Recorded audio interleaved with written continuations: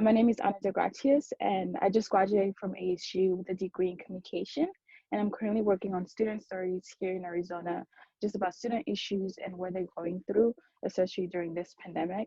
So I'm just working on a lot of different stories with the Arizona Students Association. I'm Superintendent Kathy Hoffman.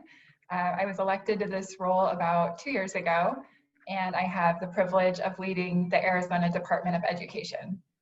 Perfect. Thank you so much. And just to get to know you a little, what was it like for you when you first started applying for colleges? Did you always know where you wanted to go or what you wanted to do? No, I could not have imagined my path to where I am today. When I was applying for school as an undergraduate, I had really no idea what career path I wanted to pursue. I had thought about ideas like starting a juice bar, like a smoothie shop. Going into That's interesting. I know. I had thought about being a CIA or FBI agent because I really love traveling and watching those types of TV shows. I love those kind of shows too. So I all kinds of interesting ideas back then, and so I did my undergraduate work at the University of Oregon. And many people don't realize I actually majored in Japanese, and I minored in Spanish and East Asian studies. And I just loved. I had grown up speaking Japanese and continued my studies about Japanese culture and language through my college career. And then I also became very passionate about traveling and working in South America and learning Spanish. And so my undergraduate time was very focused on foreign language and culture. When I graduated from college, I started as a preschool teacher as just a career path that I was passionate about. And I taught preschool for 1 year. And that's when I discovered the field of speech language pathology and working with the speech therapist at the preschool. And so I applied to the University of Arizona for my master's degree. And for me, that was a 3-year program since I needed the prerequisite work. So in addition to my undergraduate studies, I also had 3 years of graduate studies.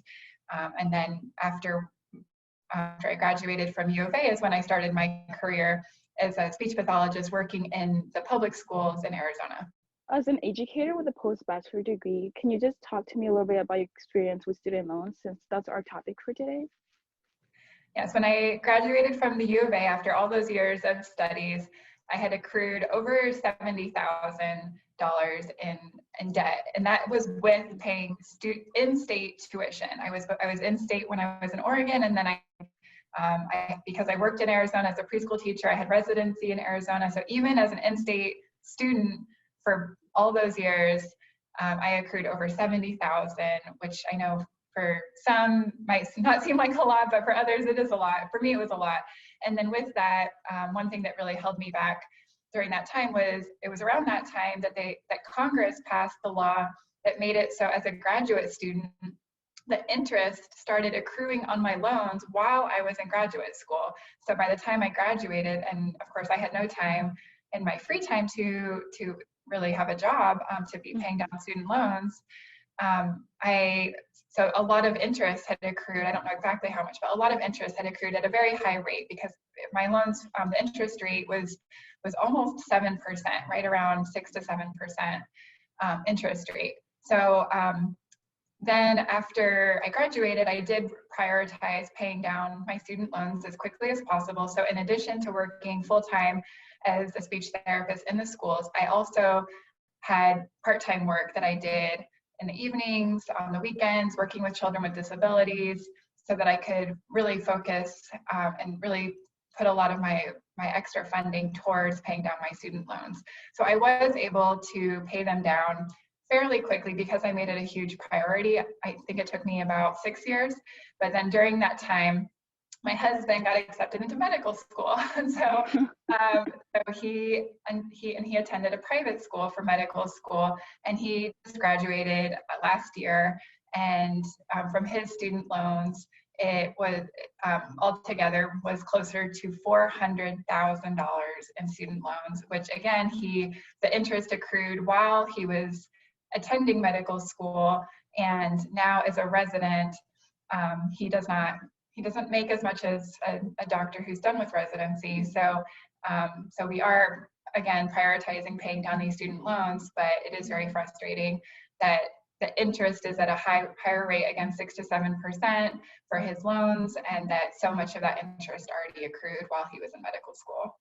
Wow, it feels like it just keeps going up and up every single year. So it's very crazy. And earlier this year, President Joe Biden just made a plan to kind of help students out with the plan to up to $10,000 in student loan forgiveness.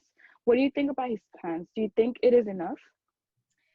Well, I mean, on the one hand, I do think that's a step in the right direction. We haven't seen that type of loan forgiveness in the past, and I do think it's really important, especially for our generation and the next, the younger generation of students, that for the people I know who are in their 20s and 30s, they are really weighed down by student debt. It really prevents the people I know, including myself, from buying a home, from being able to be more established and to pursue different passions in life, because they have to devote so much of their monthly income and annual income towards paying down their student loans. So I would personally like to see more than $10,000 in loan forgiveness. So again, especially with the policies around the interest rates being extremely high for students, especially graduate students, and thinking about, we need to use the research and thinking about these policies as well. So when we look to the research and we're thinking about what's the appropriate amount, I think we should be looking at the fact that 40% of individuals who have student loans, they do not have a post-secondary or college degree. So we need to be looking at that piece, because that means that it's probably more challenging for them to be paying down their student loans. And then also in thinking about the racial disparities when we're looking at the data.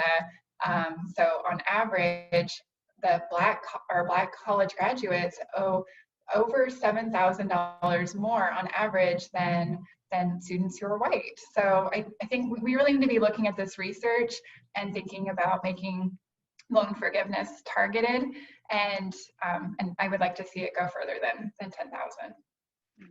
So I would love to see, just from the start, programs where tuition is much lower, where if student loans are necessary, that the interest rates should be much lower. Not that there should be no interest rate, because it is a loan, but it should be, especially for our graduate students, we need to bring those down to closer to the 2% range. And then there, I think maybe having a cap on a per student basis could be appropriate, but for expenses like medical school, which I understand why medical school or law school is extremely expensive. Again, we need to get at the root of the cause, and how can, as a state or as a country, how can we make those programs more affordable to begin with? But then we need to change the policy around the interest accruing immediately, because when people are in law school or medical school, there's no way for them to work any kind of part-time or full-time job. So that seems like a very easy policy fix, because that would also decrease student loans in terms of how much they owe when they graduate from those programs. So there's a lot of different angles of ways we could be thinking about that. That's really awesome. Hopefully we get that started soon, so that way things could get a little bit better for everyone. And as someone you're able to relate to a lot of people, what advice would you give to students who are worried about the amount of student debt they're accumulating? I think for any students who are worried about this issue, to, as much as possible, elevate these concerns to the policymakers, but starting with of course, regions and the university leaders, but as well our state lawmakers. I know there are some bills even this year that are working to address the issue of how to help make college more affordable, especially for low-income students. I think that we really do need to address that issue of access to college, and so by making universities and colleges more affordable, that can help with making it more accessible. But then on the federal side, it's also very important, because it is through our Congress that we need to change these policies around the interest rates and and thinking about what those policies look like at the federal level. But I think it's really important for students to feel empowered in using their voice and sharing their stories. And the more that our lawmakers and policymakers hear these experiences, the more likely they are to make changes. Right. And that's what we're fighting for here at ASA. We're really like trying to empower students to be able to go out there and, support bills that are helping them to be able to cancel those student debt and all those kind of things. So, and as it's still a little bit early, but do you think we'll see some sort of student like canceling student debt in 2021? I am hopeful. I've heard President Biden make that commitment of, I've heard his recommendation of $10,000. And as much as I'd love to see that go further, I do think that's a step in the right direction. And so I am optimistic because this is a way to give a boost to the economy, to help so many students or former students, college graduates, or those who were not able to finish their degrees. And I mean, one thing I didn't even mention is for those people who accrued but then didn't finish their degrees, they be interested in finishing their college degree, but are feeling held back because of how much they already owe.